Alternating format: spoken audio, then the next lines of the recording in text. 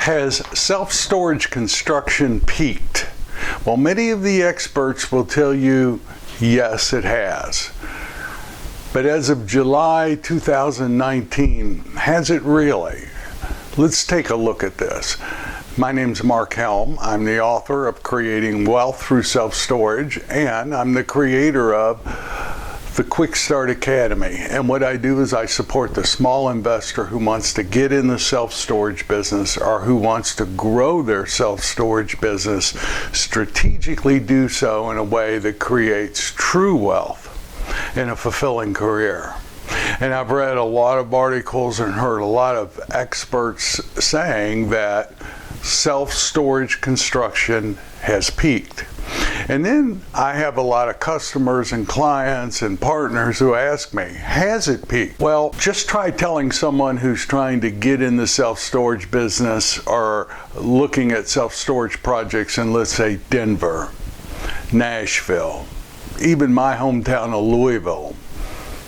Sure doesn't look like self-storage construction has peaked here. In Louisville, there's still 2.2 million square feet of projects either planned or under construction. Go down to Nashville, 3.2 million square feet of projects either planned or under construction. And I'm getting my information from Yardi Matrix. So in my humble opinion, the answer to the question, has self-storage construction peaked? Like most things in life, the answer is, it depends. It depends on what? It depends on where you are, which market you're in. Look, having a national statistic on self-storage is interesting, but totally irrelevant. If you're running properties in Louisville, Nashville, Denver, Atlanta, a national stat is a meaningless stat. What's important is what's going on in your market, or more specifically, your sub-market.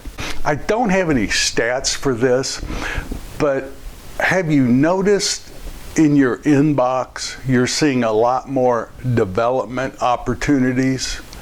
Brokers, marketing opportunities that are ready for development. So when I talk to people and ask why is this developer not doing it himself, there's a lot of good stories. The last two, for example, I've heard is one was the developer's too old, and the other is that the developer wants to get back into multifamily, which is what that developer grew up on and is comfortable with. Now, I'm not saying don't ever step into a development opportunity, but I am saying be very, very careful about stepping into one of those development opportunities.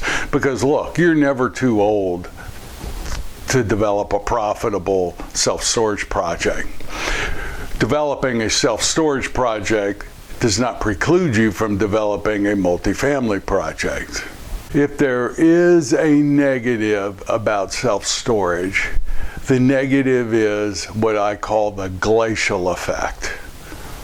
Everything in self-storage, particularly self-storage development, is very, very slow. Let's take a look. So let's say someone decides they want to get in the self-storage business in January. So they start looking for projects. Well, come around May, they discover that they really can't buy an existing project and have it make any sense for them. Or they haven't figured out how to do it. But either way, by around May, very frustrated, and they decide, well, let's build. I've seen this over and over. So now it changes. They go out and start looking for places to build self-storage. So it takes a while to find a site. So let's say we find a site, put it under contract, do the due diligence, and it's usually by October, let's say, that we close on the project. And that's fast. So October come, now you start the fun part of getting the entitlements. So the entitlements, let's say we're in a good municipality that doesn't take a long time like some I've seen recently, and let's say that by February you're ready to build. Well, it's winter. You can't start your site work in February. But let's say you get started by March. So you start your site work in March. So you got to do your site work and then your construction, and goes all the way to August. Now, August, you can start renting your first units. So now we're a year and a half in. So you can start renting your first units. Well, it's going to take 20 to 24 months to even break even, and another 30 to 36 months to get to stabilization. So literally, you're 4.5 years before you own a stabilized self-storage project if you're building. Very slow. Now here's the thing, a lot can happen in a submarket in 4 years. I've seen it. Projects get expanded, new projects are ahead of you. All of a sudden, the feasibility report that was done back in July of the first year is totally irrelevant when you're halfway through your lease up, because the submarket has changed so much. Perhaps that's why we're seeing so many development opportunities hitting the market. So this brings us to the question, is it overbuilt? Is self-storage overbuilt? Well, again, it's a submarket by submarket product. In Louisville, which is considered an overbuilt market, I'll guarantee you there's submarkets where I would do a self-storage project in. I'm sure it's the same way in Nashville and Denver too. But you've got to be very, very careful, and you've got to know the submarket, what's planned and coming online behind you, and what the barrier of entry is. That's where a good feasibility, not a desktop, but a good feasibility report is invaluable to you in making your decision on whether to do a project or not. That's why I like, for people getting in the self-storage business, that's why I'm still real bullish on expansions and conversions. On an expansion, I have income coming in from day one. I might buy 25,000 square feet and double it. So by the time that new 25,000 square feet comes online and we start marketing it, I might only have 2 or 3 months of negative cash flow, and then I'm profitable again. Conversions are much the same way. I can start generating income. If I closed on a project in January, by June I'm getting income on it. But if your submarket changes because of all the new construction hitting online, that can really affect your lease up.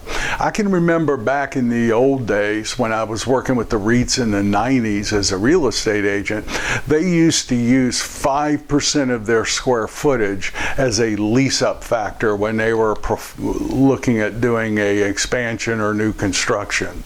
Today, the average facility takes 36 months to hit stabilization.